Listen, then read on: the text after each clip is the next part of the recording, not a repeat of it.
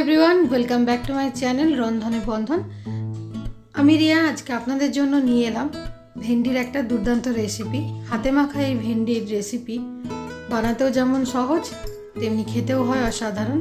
যারা ভালোবাসেন না ভেন্ডি খেতে, আশা করি তাদেরও ভালো লাগবে। একবার এইভাবে ট্রাই করবেন। তো এখানে ভেন্ডি নিয়ে নিয়েছি 400 গ্রামের মতো।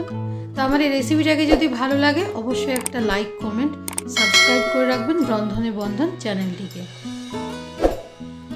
প্রচুর শেয়ার করে দেবেন আপনাদের ফ্রেন্ডস অ্যান্ড ফ্যামিলির সাথে।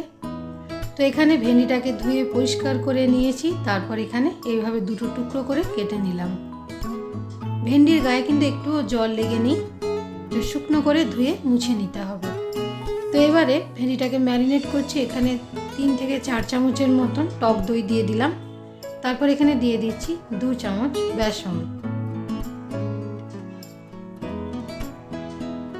তারপর এর মধ্যে এক এক করে সমস্ত জিনিসই দিয়ে দিচ্ছি। অল্প একটুখানি গ্রেট করা আদা, এটা এই 1 চামচের মতন দিয়ে দিলাম। তারপরে এখানে দিয়ে দিচ্ছি একটা ছোট টমেটো কুচি করা।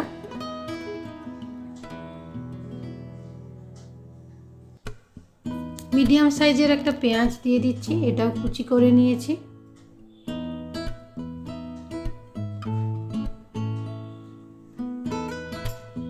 তারপর এখানে অল্প পরিমাণে দিয়ে দিচ্ছি গ্রেট করা রসুন 3-4 কোয়ার মতন, আর একটুখানি কাঁচা লঙ্কা, এটাও এই গ্রেট করা। 4 থেকে 5টা লঙ্কা, আপনারা নিজেদের পছন্দ মতন ঝালটা খাবেন। তো এখানে দিয়ে দিচ্ছি এরপর গুঁড়ো মশলার মধ্যে 1 চামচ হলুদ গুঁড়ো, 1/2 টিস্পুনের মতন কাশ্মীরি লঙ্কার গুঁড়ো, আর দিয়ে দিচ্ছি এখানে জিরে গুঁড়ো, এটাও 1 চামচ জিরে গুঁড়ো, আর পরিমাণ মতন নুন। এবার এর মধ্যে দিচ্ছি সরষের তেল, এটা 3 থেকে 4 চামচের মতন দিলাম।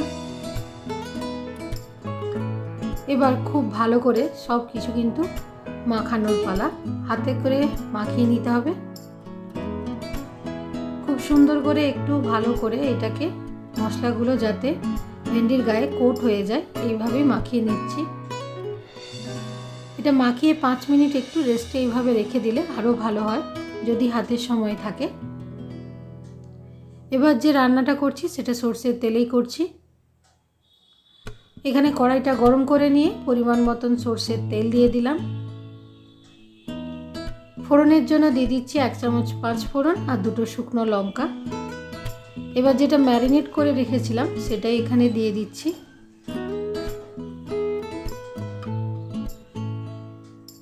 এই মশলা মাখানো ভেন্ডিটা এইভাবে পুরোটা দিয়ে দেওয়ার পরে খুব ভালো করে কিন্তু নাড়াচাড়া করে ভাজা ভাজা করে নিতে হবে। এই রেসিপিটা খেতে খুব সুন্দর লাগে, একবার অবশ্যই বাড়িতে এইভাবে ট্রাই করবেন। আশা করি আপনাদের ভীষণ ভালো লাগবে। এই মশলাটা যত কষানো হবে তত কিন্তু ভেন্ডিটা থেকে মশলাটা একটু ছেড়ে ছেড়ে আসবে। যেহেতু বেসন আছে সেই জন্য এইভাবে একটু ছেড়ে ছেড়ে যাবে। তো খুব ভালো করে এইভাবে কষিয়ে নেওয়ার পরে অল্প একটু মিষ্টি দিয়ে দিলাম, চিনি এখানে, তাহলে সমস্ত টেস্ট ব্যালেন্স হয়ে যাবে। আর একটু হাতে জলের ছিটে দিয়ে দিলাম। এই জলের ছিটেটা দেওয়ার জন্য খুব ভালো করে সমস্ত মশলা ভেন্ডির গায়ে কোটও হয়ে যাবে। দেখুন এটা অনেকটাই কিন্তু কষানো হয়ে গেছে, মানে ভাজা ভাজাও হয়ে গেছে, কালারটাও চেঞ্জ হয়ে গেছে। এবার এখানে গরম জল দিয়ে দিচ্ছি, পরিমাণ মতন দিলাম। এখানে 1/2 গ্লাসের মতন গরম জল দিয়ে খুব ভালো করে আবার একসাথে মিশিয়ে নেব। এটা নাড়াচাড়া করতে করতেই ভেন্ডিটা কিন্তু অনেকটাই সেদ্ধ হয়ে গেছে। এবার এটাকে একটু ঢাকনা চাপা দিয়ে কিছুক্ষণ রান্না করে নিতে হবে, 5 থেকে 7 মিনিট। এবার আমি এটা ঢাকা দিয়ে রান্না করলাম। 5-7 মিনিট পরে দেখুন পুরো ভেন্ডিটা কিন্তু দেখেই বোঝা যাচ্ছে যে হয়ে গেছে বলে। তো তৈরি হয়ে গেল ভেন্ডির আমার এই রেসিপিটা। ভালো লাগলে অবশ্যই একটা লাইক, কমেন্ট, শেয়ার করে দেবেন। ধন্যবাদ।